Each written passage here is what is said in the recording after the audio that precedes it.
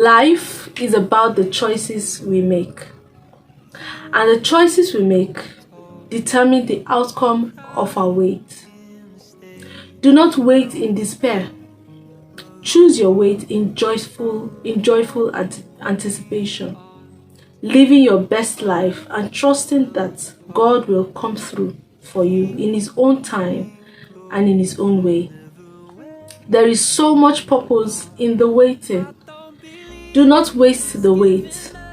You will be transformed from who you are to who He has called you to be. And sometimes it may tarry.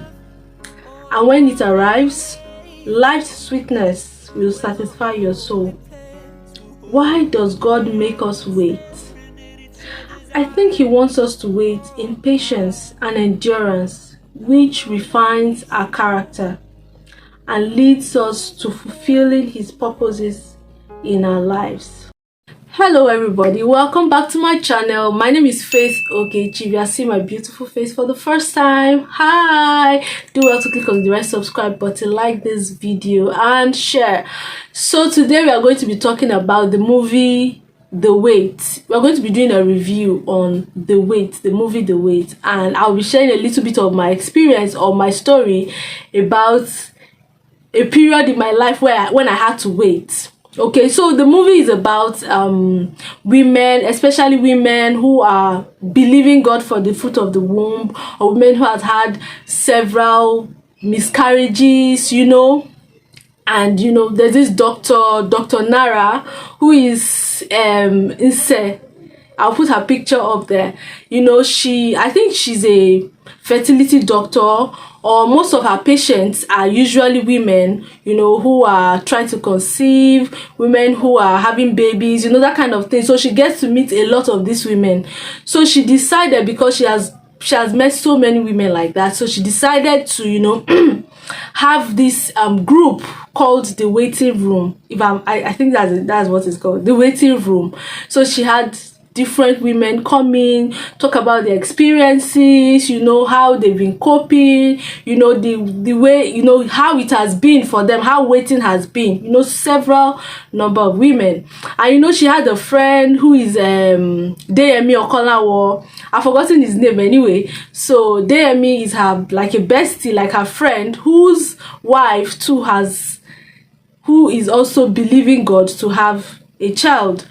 So she tried to advise him to tell his wife to join the group. She's had 7 miscarriages, guys. It's not even a joke. 7. She's had to go through 7. Her body has had to carry 7 babies, and then she has miscarried. You don't expect such woman to just jump into such kind of just accept anything. She's in pain, she's in despair. Her hopes have been dashed several times. The rush of excitement, only for you to what you've been expecting, and then you just lost it all of a sudden. It's very painful. As in, now a little bit of my experience. I finished secondary school in 2012, and I gained admission into the university in 2018. Now look at the gap. That's 2012, 13, 14, 15, 16, 17, 18, 6 years. I've had to write the joint admissions exams 4 times. Anyway, I didn't write it for 6 years. I wrote it 4 times, and I was like, no, I'm done. Now in those 6 years, it was frustrating. It was a very painful and shameful experience for me, because you look at yourself and like, how am I worse than people going into university? Like, I looked at myself. I was good in secondary school. Like, I was good.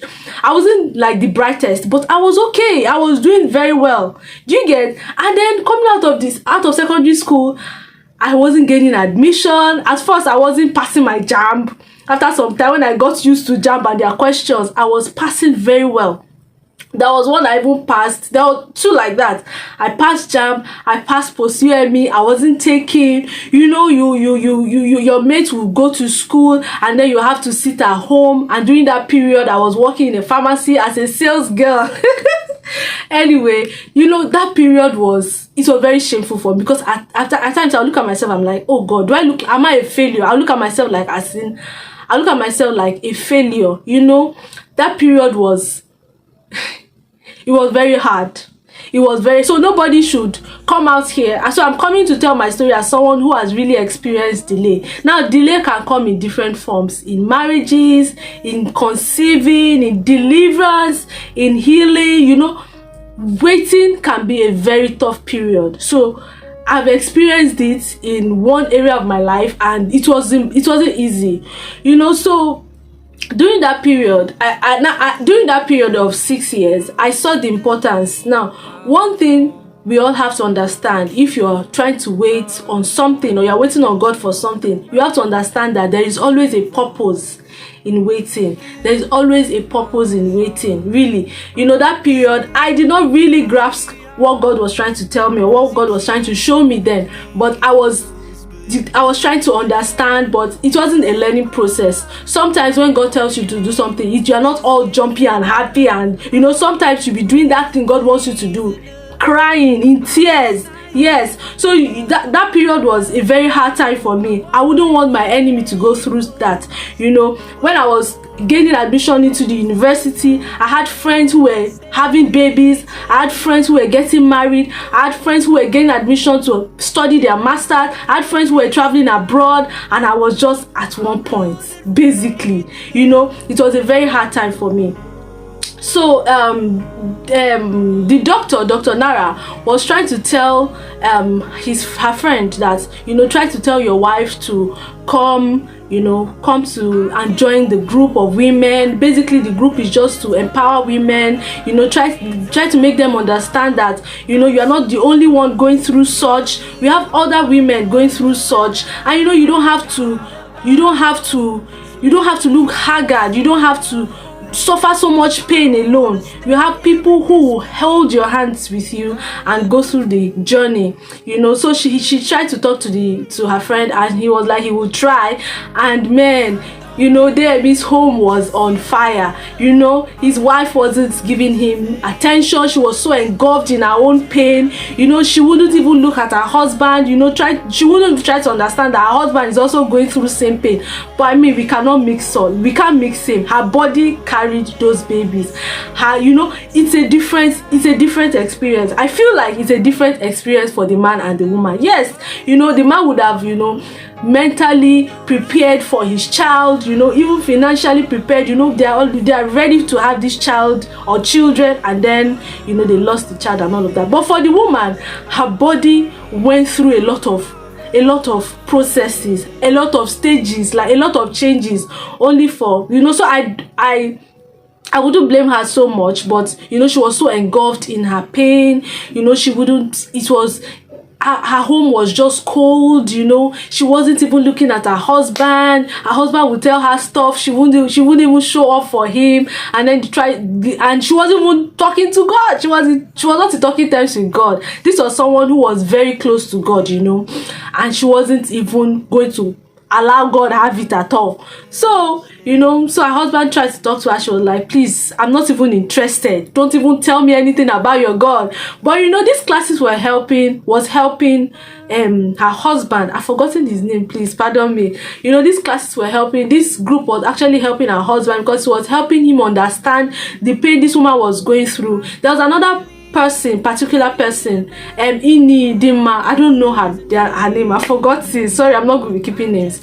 Dima's home front, was a bit different. She also was trusting God for the fruit of the womb. I don't think she has ever conceived. She was experiencing delay. Her mother-in-law was on her neck, call her barren, call her names. She would go to places. In fact, she was even having nightmares, terrible nightmares. And the difference between herself and Demi's home was that she was she was a believing woman. She was still trusting God. She would pray every day. She would do things. She would pray. She would do things that was helping her keep in touch with her faith. She was holding her faith firm, like, I'm going to conceive. God will bring my child to me. I will, she was trusting God. And then she was very receptive with her husband. And her husband, they were still very close. Sometimes were tough, but So Ini was having nightmares, and another thing about Ini was that she was having nightmares, and then a situation came up, her husband started talking about adoption, and then she was like, never, I'm never going to have adoption. I'm not going to have adoption. Adoption is not of the Lord. No, she did not say it's not of the Lord, but she's like, she's not going to adopt a child. She wants to have her own child. I can understand that, so she never agreed. She will pray, she will fast, she will tell God, she doesn't want to get an adoption. I know one thing in waiting is, if you're a believing woman or a child of God, and you are trusting God that you are going to have something, and you are holding hands with God, you are praying, you are doing what He wants you to do, you are trusting Him. That was what Ini was doing, and God was trying to tell her something. Towards the end, or when her husband started talking about adoption, the Spirit of God was confirming it to her that she needs to have an adoption. God was telling her that. That is something I want to point out to everyone out there. If you are trusting God for something, and there is a word for you, and you are praying, and God is trying to tell you something, like I said earlier, sometimes God will tell you to do something. You might not, it's not all the time that you do it with a smiley face, with you are happy. Sometimes you have to do these things, crying, you have to do these things, but you have to do it because that is what God wants to do. That is what God will want you to do. So by the time God was telling her, she prayed again. She was like, God, you don't like me, what have I ever done to you? But that is what God wants to do. And she had to start checking out orphanages where she could adopt and all of those things. How God works. Now there is this girl that works in her office, this I think a cleaner. I think she wanted to give up her child. So anytime she sees that girl, she always think about herself and all those things. So when she started going for the adoption process, she found out that was the same girl she wanted to adopt her child. So you see the way God works. So the Dr. Nara, who was the organizer of this group, or the leader of this group, she brought up other suggestions about child, about them having their babies, through surrogacy. She talked about surrogacy, and she talked about IVF, and she talked about good hospitals that can help them run the program. They should pray about it, make sure that God is telling them to do it. So one of them discussed with her husband, so they were opting for surrogacy, and they found a surrogate mother. Dr. Nara herself was also experiencing same. She was once married, and she was married for months. She wasn't married for a long time. She was married to a scam, and that was because she didn't date this person for a long time, and the pressure from her family, her mother especially, was so much. So she just had to go for whatever she saw. So she went for a man that she just met, and then she married him, and the man ended up to be scammed. So she got divorced after a few months, and she was on the market again, and she was trusting God for a husband. She wasn't forcing it, but she was praying for it to happen. Her friend Ketenshaw will ask her, what's up, who is the guy on the blog? She's like, she's not really jiggy about it. She just wants God to do what He will do when He wants to do it. She doesn't want to force anything. So she actually met somebody, but because she has had a very bad experience with somebody, she didn't want to rush anything. So she was trying to give it, and she was praying and all of those things. So one thing I want everybody out there to know is that waiting is not an easy journey. That journey is usually difficult, it's usually painful, it's frustrating. People have, I don't know if anyone has seen the trending testimony. You can check Nathaniel Blow on Instagram for this testimony. I think he posted yesterday. There was this woman who has waited for a child for years with failed IVF, and she was like, I'm done. I am done. And the testimony is mind-blowing. So I want people need to understand that people that are going through these things, people come out every day. You don't know what they are going through. So it's not a period where you have to laugh at people or make fun of them or ask silly questions. Like I said, waiting or delay could be in so many forms. It could be in marriage, it could be in childbearing, fertility, healing, deliverance, a job, admission, whatever. You don't just laugh at people or make silly jokes. One thing you can do is pray for them, hold their hands, let them know that they are not alone on this journey. Allow them, feel what they want to feel, help them go get close to God, pray with them, fast with them, encourage them, pray with them. It's not a time to mock their childlessness. It's not a time to call them barren. It's not a time to call them foolish. I was looked at, and then people would mockingly ask me, did you pass your JAMB this year? Knowing fully well that I did not pass. One person actually has told me that, you are going to receive an ambassador. That we are going to give you face cap and t-shirt as JAMB. I don't know what it was called then. People called me names. Maybe not directly, but indirectly you hear the gossips. It is not nice. Honestly, it's not nice. And it's also very important that in your waiting period you are trusting God.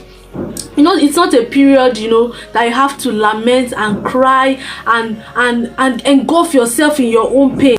Trust God.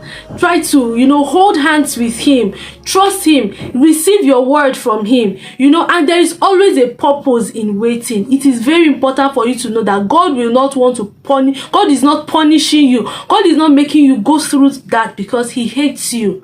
He is making you to go through that because He wants to fulfill His purpose in your life. I remember Pastor Mildred Okonkwo, the wife of Pastor Kingsley Okonkwo. I remember that she said she waited for 10 years, maybe more or a bit less, I think roughly 10 years to have her child. And it was not funny. Her husband was a pastor who would pray for people to conceive, and they would conceive, but her own was not coming. 10 years, and it wasn't funny. It was very frustrating. She said she moved from one pastor to one fertility clinic. She was always going and coming and going and coming and praying and trusting God. It was not funny. Now she has 3 children, and see what God is doing through her. So there is always a purpose in waiting. Don't think God hates you or God dislikes you. No, God doesn't hate you or dislike you. He wants to fulfill His purpose. Abraham did not have his first son Isaac, till how old? There's always a purpose in waiting. So don't think He hates you. So that period you get your word from God and actually listen to Him. Like the woman one of the women in the movie, God was telling her that she had to adopt. Yes, that she had to adopt, and then she actually went ahead to adopt. I've heard of women that that just like Yoruba adage, you say, Ori omo lo npomo waye, that when you have a child, that it brings in another child, something like that. If you're Yoruba person, please translate that to me. What it actually means is that, for example, if just like the woman now, I've heard of women that they'll tell you that go and adopt. When you adopt a child, you before you know it, you conceive. It is one child that brings in another, something like that. So sometimes, all the time, God wants to fulfill His purpose in your life. So don't think He hates you. So this is a period where you are trusting God, you are praying, you are not engulfed in your pain. You are trusting with other believers, and you are not in the wrong circle, really, because sometimes you might be in the wrong circle and they might be telling you or whispering stuff to you. What I mean is just like this circle now that Dr. Nara formed. They are in the same, they're this circle. They are praying, they are trusting God, they are holding their hands, they are going through the journey together and all those things. They are not telling each other that maybe we should go and meet one papalao. This one that God doesn't want to do it for us. Let's go and meet one spiritualist that will do it for us. Or yes, I heard of this person, you understand? So it's important that you are in the right circle and you are not engulfed in your own pain. Just like what I read earlier, the second paragraph of what I read earlier, I said, do not wait in despair. Choose to wait in joyful anticipation, living your best life. So don't, because I did not learn this earlier. When I didn't gain admission, I was feeling like a failure. When my friends will stand and then they're having a conversation, not like I couldn't converse in English, I would be shy, I was timid, I felt like a failure, like my friends are in university, I'm not even in university. Oh, this person is doing her master's. Oh, this person is now a lawyer. I've not even gained admission. Do you understand? So when they would stand and talk, I wouldn't talk. I wasn't living my best life. Do you understand? So living your best life and trusting that God will come through. There are some people that they've lost hope because they feel like God has forgotten them. God hates me, so he has forgotten me. He doesn't want to give me that child. God hates me, he has forgotten. He doesn't want to grant me that admission. God hates me, he wants me to die in this sickness. No. Trusting that God will come through for you in his own time and in his own way. There is always a purpose in waiting. Okay, I hope you learned one or two things. If you are that person that you are always mocking people who are waiting, you don't know what people are going through. Trust me. This woman said that sometimes she will come to church, she'll put on nice clothes. People did not know what she was actually going through inside. So it is important that you are very sensitive to the kind of things you tell people, especially people going through stuff like this. You are very sensitive to the kind of things. Don't ask silly questions. Pray for them instead of asking silly questions. Pray that God will help them. Pray that they will not lose hope. Pray that they will not lose faith. It is very important. I hope you learned one or two things. So this video is just to encourage people out there, who are waiting on God for one or two things, that God will come through for you in his own time and in his own way. Thank you for watching today's video. Please do well to click on the red subscribe button, like this video, and share. Thank you. I remain Faith Ogechi. Bye.